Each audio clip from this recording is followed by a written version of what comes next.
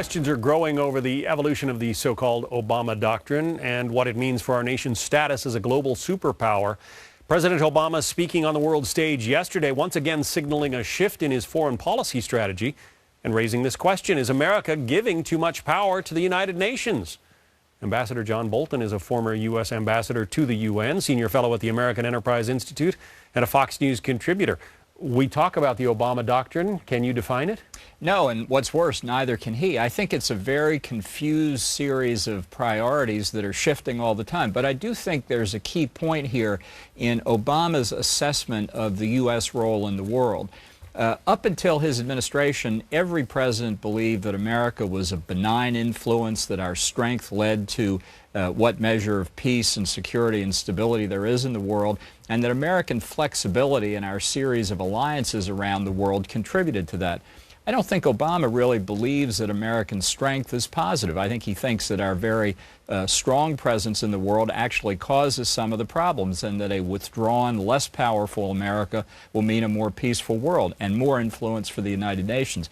I think that's like looking through the wrong end of a telescope, but that's what I think he believes. The New York Times took a look at the foreign policy achievements of the Obama administration yesterday and noted some of the contradictions. The fact that the president surged forces into Afghanistan, then pulled back, went into Libya sort of briefly, then pulled back, took a look at the Syrian situation and was originally going to launch cruise missiles and then pulled back.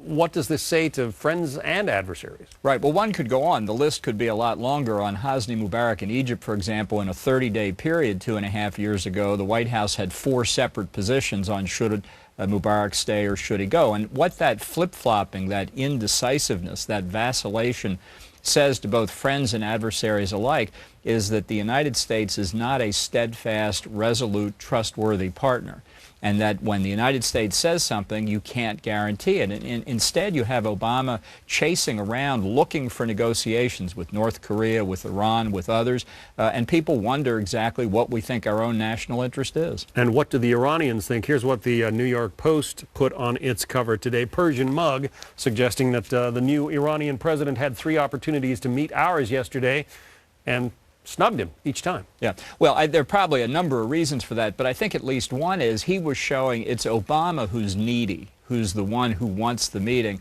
and he doesn't have time for it. So the great Satan, the great superpower, can't even get the handshake that Obama said he wanted in his 2009 inaugural address. Right, because he campaigned on the fact that we should sit down with the Iranians, we should talk to them, and that everything would be much better. The only thing that surprises me is that it's taken Iran 4.5 years to agree to sit down, because these negotiations will only benefit Iran.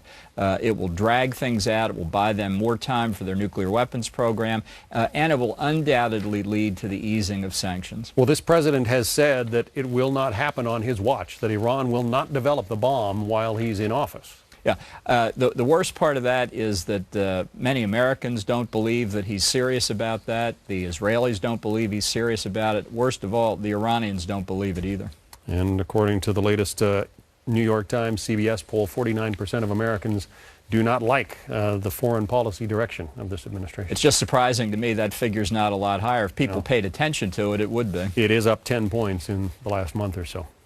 Ambassador John Bolton, thank you. Thank you, John.